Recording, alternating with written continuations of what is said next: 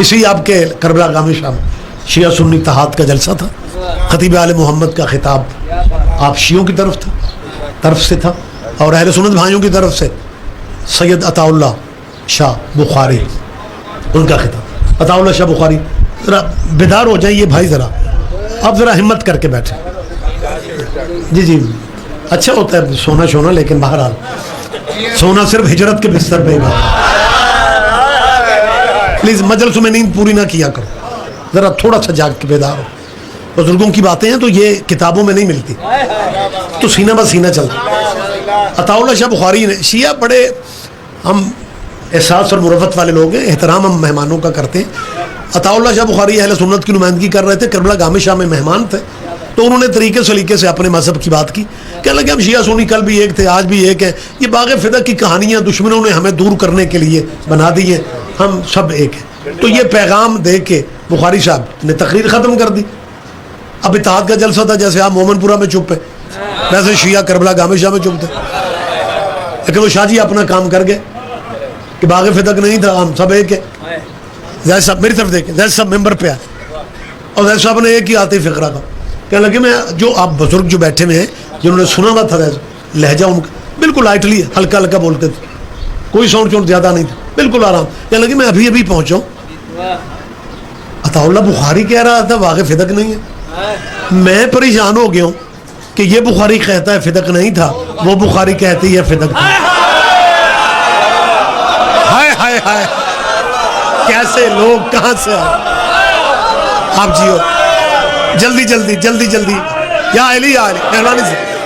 مطلب یہ باریکی دیکھیں کہ لفظ ایک ہے, لفظ ایک ہے, لفظ تو دو نہیں نہ ہوئے, ایک ہی لفظ میں موسم کلیئر کر دیا.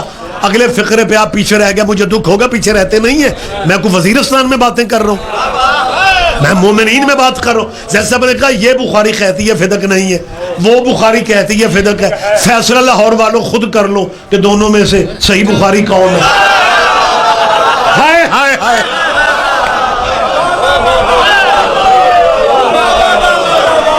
مہربانی سر, آپ جیو, آپ زندہ و سلامت رہیں. تو یہ زید صاحب قبلہ کا یہ انداز گفتگو تھا, یہ ان کا انداز خطابت تھا, اور جو واقعی کرم تھا مالکوں کا, ڈائریکٹ عطا تھی وارثوں. تو ان زید صاحب سے یا حارث و حمدان میں یہ متیارے نہیں, مولا علی کا فرمان سرکار کا کہ جو مرتا ہے مجھے دیکھتے. تو آج بھی بندے پریشان ہو جاتے کہ یار یہ شیعہ باتیں کچھ ایسی کرتے ہیں. چلو کچھ دن میں ایک فوتگی ہوتی ہو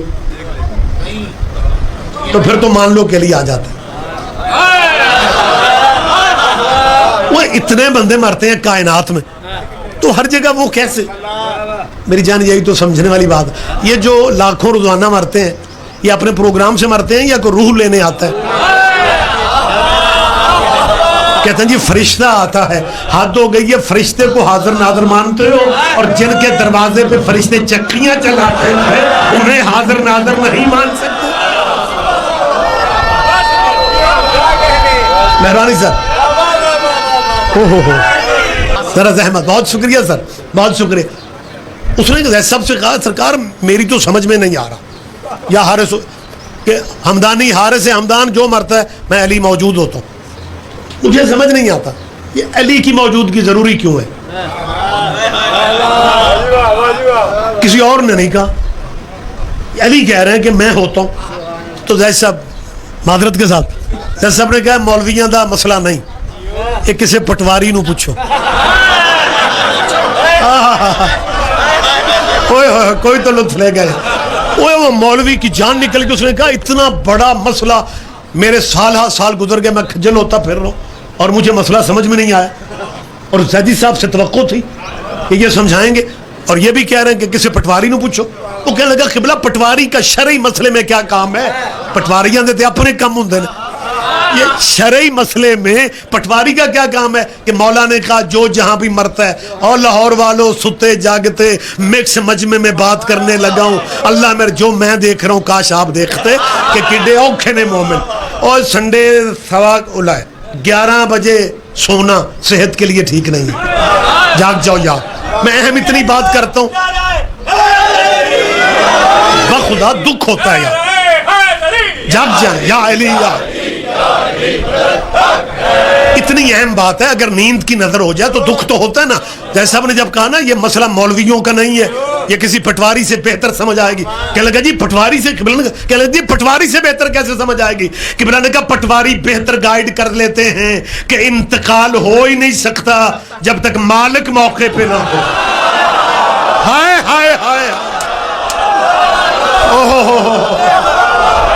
آپ جیو, آپ جیو, آپ زندہ ہو, سلامت رہو.